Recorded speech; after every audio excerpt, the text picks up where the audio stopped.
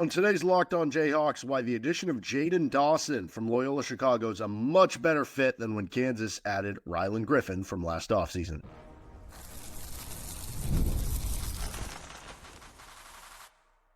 You are Locked On Jayhawks, your daily podcast on the Kansas Jayhawks. Part of the Locked On Podcast Network, your team every day.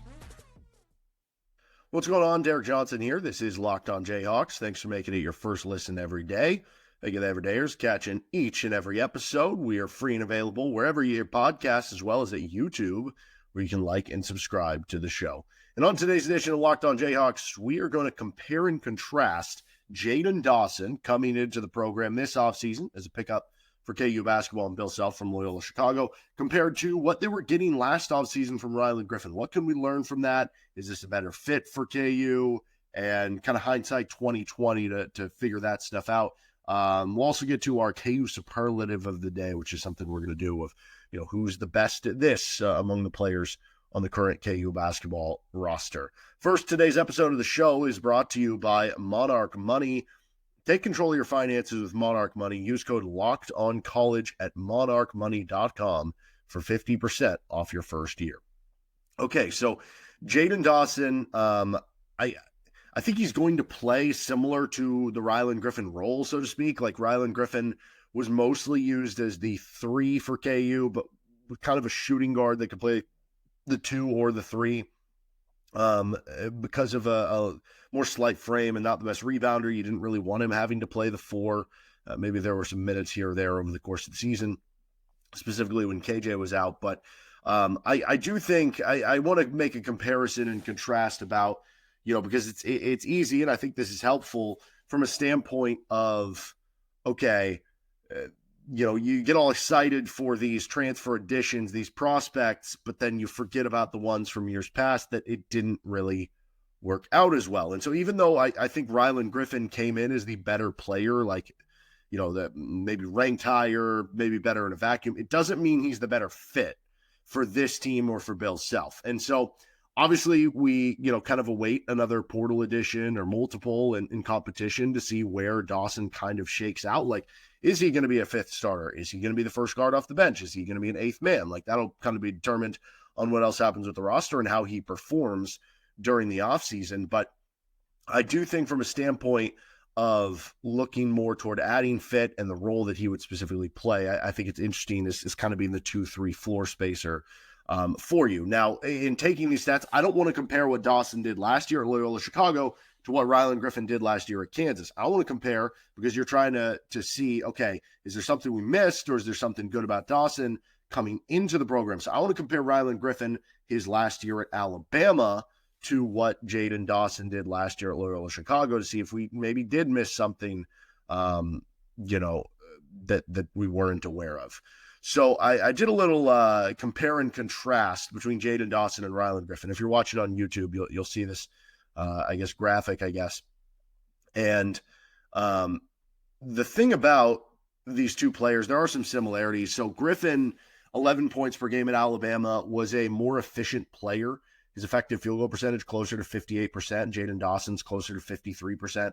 Rylan also did a better job getting to the free throw line, though that's not necessarily a big strength of either team. Here's what's interesting. If you just look at the raw rebound numbers, Griffen actually averaged more at Alabama. But if you look at the rebound rates, Griffen was the better offensive rebounder. Dawson is the better defensive rebounder by a little bit. So I guess, you kind of walk away from this going, okay, that doesn't make me feel great necessarily. But then it's the rest of the stuff. You just see a much more complete player in Jayden Dawson. Dawson had a 13% assist rate. Griffen was at 11.5%. So a little bit of an edge there to Jayden Dawson. Dawson, 1.7 basically assist to turnover rate, 72nd percentile. Rylan Griffen at 1.3, which is closer to average at 54th percentile. Steal rate. Jayden Dawson's steal rate is almost double that of what Rylan Griffen's was. And to be clear, Dawson didn't have a super high steal rate. Part of that, Loyola Chicago plays more of a, they don't play like a defense that's going to try to get a ton of steals. They're going to try to just keep you in front of you. But he had about a nationally average steal rate. Griffen was only in the 12th percentile. And looking back on it, as we talked about kind of the defense that Bill Self wanted, that is a big one right there. Also, the block rate. Jayden Dawson, 93rd percentile for guards at the 2.5% block rate. Rylan Griffen was down at 1%, so 2.5 times what you got there. And you look at the Hakeem rate, which is, again, the combination of the block and steal rate. Jayden Dawson in the 87th percentile, Rylan Griffen in the 26th percentile. So as we look at the cross comparison, yes, maybe Griffen was an even better shooter of the two coming in. I do think it's important also to keep in mind that Griffen was on a team with even more spacing, a team that is a built juggernaut on the offensive end of the floor that's going to give him more open shots when he was at Alabama than, say, Jayden Dawson at Loyola Chicago, who had to be kind of the guy on an offense that doesn't run like Alabama. So that explains some of the shooting differences, but you're getting a lot better complete player, passing ability, defensive ability when you're looking at Jayden Dawson. You look at the offensive win shares, the defensive win shares. Okay, Griffen more on the offensive end. Dawson more, almost 3 times as much, a little more than that, on the defensive end of the floor. And this should have been the red alarm when we were looking at Griffen when he first came to KU. I think we shrugged it off and said, oh, but he had a good defensive game in the Sweet 16 against North Carolina. And we were like, yeah, whatever. You look at the on-off offensive and defensive rating for Dawson. Team overall was a little over 3 points better per 100 possessions when he was on the floor. They were about a half point better defensively per 100 possessions. For Rylan Griffen at Alabama, the team was about 3 points better offensively when he was on the floor. Alabama was about 10 points worse when he was on the floor on the defensive end. And so you look at that and you say that check mark should actually be over with Jayden Dawson because it's the better number. That's a big alarming one too. Now, I do want to take a look at the shooting comparison as well, because you're talking about Griffen being the better shooter, right? So with Dawson, you're talking about 50% on twos. Rylan was 57. But that's not a super apt comparison because the twos that Dawson is taking are like kind of earn it twos, whereas with Griffen, most of his twos were transition, easy layup, and dunk twos based on the Alabama offense. And so obviously at the rim is going to look better for Rylan Griffen, but you start to look in the areas where that's a little less the case. Okay, in the paint, Dawson struggled, so that's a check mark to Rylan Griffen. Mid-range, Jayden Dawson about 4 percentage points better. Bill Self doesn't prevent his players, I guess, from taking mid-range shots. So the fact that Dawson better there is obviously important. Obviously, Griffen is the better three-point shooter, but the volume of the amount of threes that they're getting up is pretty close to equal there. And the big difference was Griffen was better on above-the-break threes than Dawson was at Loyola Chicago, but Dawson actually the better corner three-point shooter between the two. Neither was particularly great. Neither was particularly horrible at deep threes. Oddly enough, Dawson, not a great free throw shooter. Griffen came in as a good free throw shooter, but didn't shoot them well at Kansas. So that is what it is. But I find this interesting. The bottom line number, PER, which is a kind of a measure of efficiency for a player. And that takes in all sorts of different numbers into PER. I honestly don't really know everything that goes into PER, but it basically is it's an overall counting stat number efficiency of how efficient a player is. And interestingly enough, Dawson actually ended up with a higher PER at Loyola Chicago than Rylan Griffen had at Alabama, even getting to play in a hyper-efficient, very effective offense where there is the most ideal floor spacing and transition play and open shots that you're going to get. But again, I go back to the idea here that you go back to the defensive side of the ball, you go back to the passing ability, you go back to I guess he's a slightly better defensive rebounder. And I also keep in mind that like the slightly better defensive rebound numbers for Jayden Dawson came with Dawson having to be more of like the two guard for Loyola, whereas maybe Griffen's playing more three, where you're going to be asked to grab some more rebounds here or there. Point being, it is just a much more complete player. And so even though Griffen has the higher ceiling for the better shooter, what's going to get you on the court and endear you and have your trust level with Bill Self, it is the other things. It is playing defense. And I think Dawson is a better fit for Kansas to that notion. Now, Griffen could have a lot of success at his next stop if they ask him to be who he is. The problem is Bill Self in Kansas wanted Rylan Griffen to be something different than what he was. And I think with Jayden Dawson, if he's just who he is, it is a better fit for Kansas around him. Now, I've also made the comparison for how Bill Self is building this roster to the 2019-20 team. And I've kind of made the comparison that Dawson is kind of in that situation, your shooting guard who's spacing the floor, and Isaiah Moss. So why don't we do a compare and contrast with what Isaiah Moss brought to the table his final year at Iowa before he joined that Kansas team compared to what Jayden Dawson is bringing to the table. Today's episode of the show is brought to you by Monarch Money. Ever check your bank account and wonder, where'd all my money go? Between dining out, online shopping, and entertainment, it's easy to lose track. That's where Monarch Money comes in, your personal CFO, giving you full visibility and control over your finances.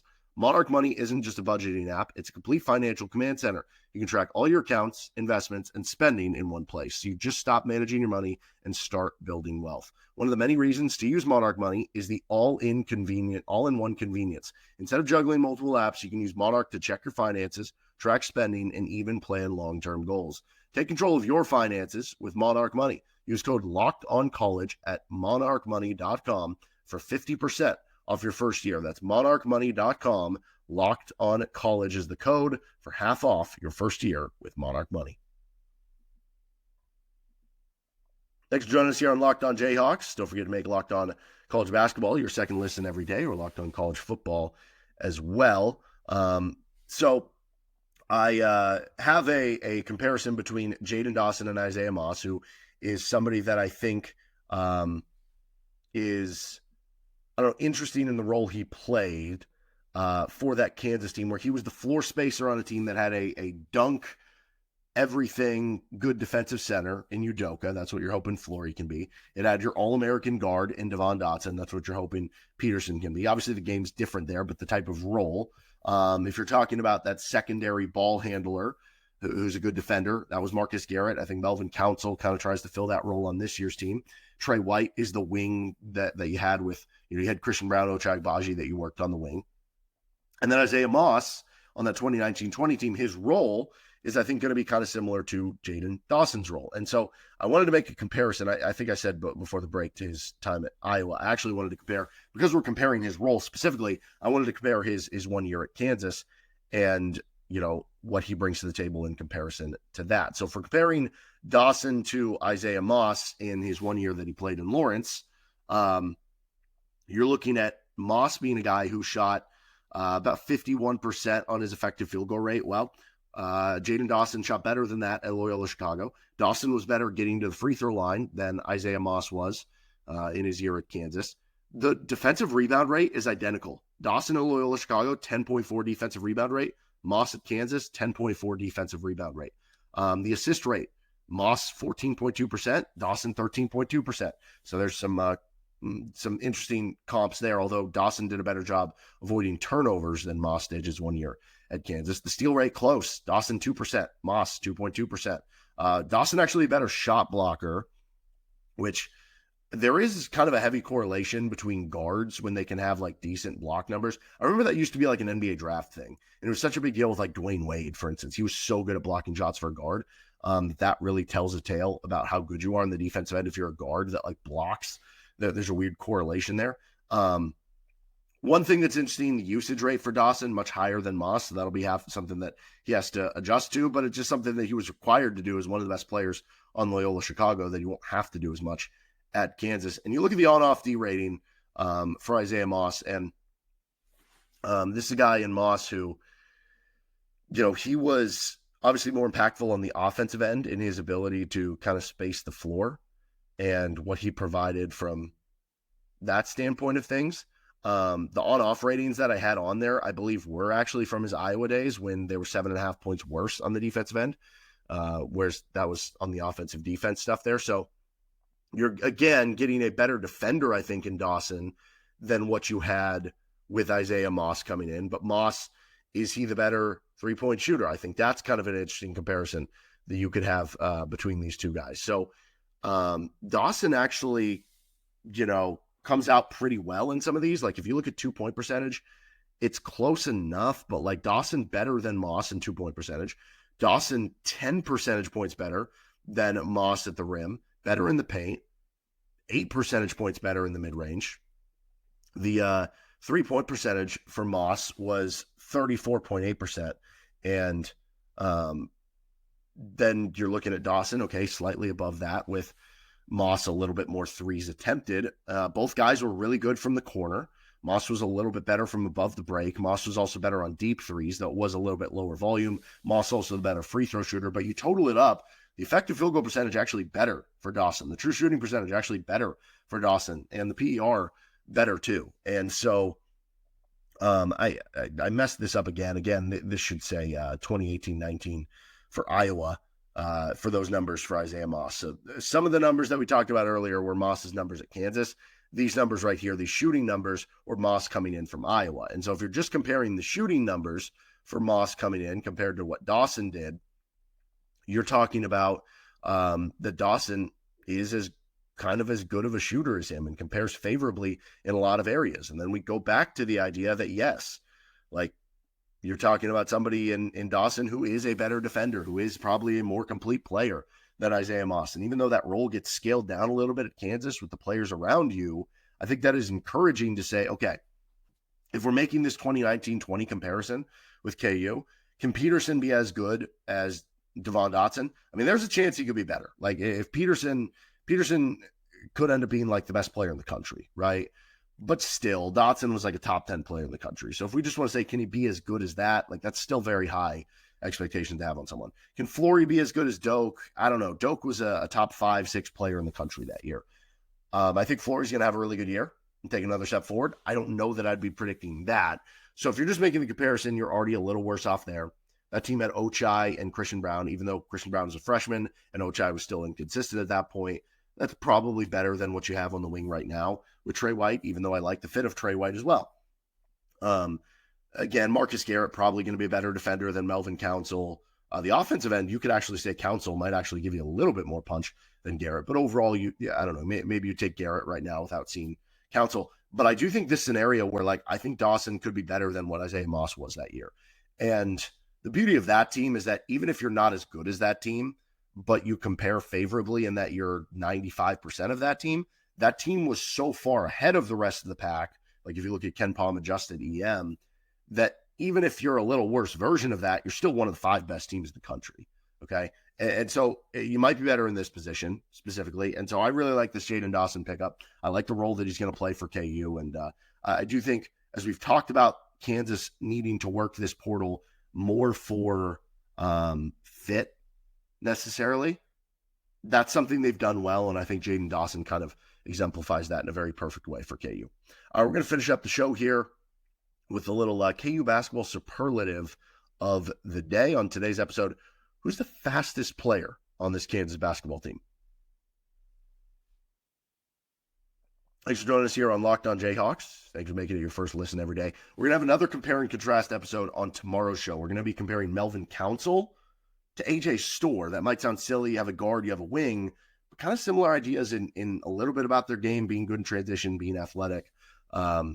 And I think Kansas, you're going to like that compare and contrast too favorably to say that, okay, this is going to be a better fit than AJ Storr as well. Maybe we'll compare him to Tyshawn Taylor also. On Friday's episode of the show, you're not going to want to miss that one. Going out with a bang on the week. We're going to take a look at the top head coach candidates to replace Bill Self when he retires, right? So if Bill Self retired today, or if he retired at the end of next year, who would be the guys on the short list? Who would I hire? Who's tier 1, tier 2, tier 3 candidates? So you're not going to want to miss that show with the top coaching candidates to replace Bill Self whenever he is done. And who knows, maybe Bill Self will coach 5-6 more years, and that list will be completely different by the time we get to that point in time. All right, so our KU superlative of the day is, who is the fastest player on the team for KU?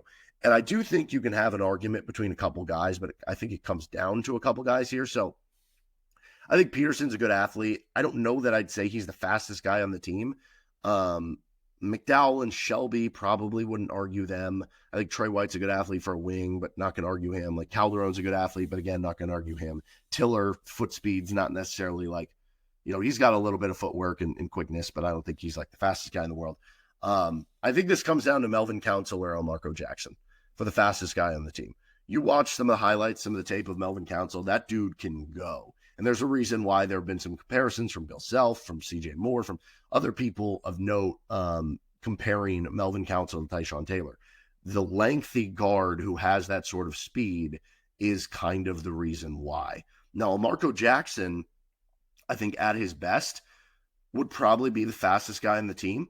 the question for Elmarko comes down to, how does coming off the Achilles injury affect that speed? Like, is there going to be a year of buffer? Is he just never going to have the same amount of speed, but he's still going to be fast, just not, 99th percentile in the country fast and quickness, which is what he might have had? That'll be an interesting question here. So I think the safe answer might be to pick Melvin Council because you don't know coming off the injury. But if you did say Elmarko is back to what he was before the injury, then I think Elmarko Jackson would be the fastest player on the team. Now, I will say, if the competition here, if it wasn't just who's the fastest in a vacuum, who's the fastest among anything, if you were saying who is the fastest player for KU, like on a curve, compared to the position they play in the country or in the conference, whatever, you might be able to argue Flory Bidunga, right? Maybe it would still be Elmarko or Melvin Council. I don't know. But if you were just saying, like, compare Elmarko Jackson to the rest of the point guards across the country, okay, he ranks the 10th fastest. I don't know. Melvin Council ranks the 15th fastest, right? Whatever it is. And you were saying, where does Flory Bidunga rank among the fastest centers in the country? You probably have a real, like, not counting like your small ball centers who are really like wings or power forwards that have to play there. You probably have a real argument that Flory's in that conversation. And so as we talk about the theme collectively of this team and them getting more athletic and them getting quicker and them getting better in transition, the fact that you're going to have some real athletes, some real speedsters out there. And again, like, even though I don't think it's in discussion for this, like, I still think Darren Peterson's a good athlete. And like, I still think Jayden Dawson and Trey White are good athletes. Calderon's a good athlete. That if you're talking about, you have good athletes surrounded by guys who are insanely fast, insanely quick, I think this team's going to finally get back to what, I don't know, it's been like a handful of years since we've really had this. You probably would have to go back to the 2019-20 team. Like, even the national title team for Kansas, that was coming off a year in which they got blasted in USC, and it was 4 of the 5 same starters from an offseason in which Bill Self said we need to, like, overhaul the athleticism, right? They haven't had like an uber athletic team in a handful plus of years. And I think they're going to get back to it this year. I think Council and Jackson are going to be driving forces at the point guard position, but I think you're going to have as athletic of a center as anybody in the country, which can help you in transition. Because if your center's getting up and down the floor, that's usually the really dangerous guy in transition. Because if you're getting out to a 1-on-1 or a 2-on-2, and you've got a center and their 2 guys getting quickest back on the defensive end are like guards and wings, you're going to be able to throw up a lob to Flory, and he's going to feast all day in transition. So that'll do it for this episode, though, of Locked On Jayhawks. You can find our show anywhere you get your podcast, including on our YouTube page. Again, more compare and contrast on tomorrow's show and that head coaching episode coming out you Friday. See you next time with Locked On Jayhawks.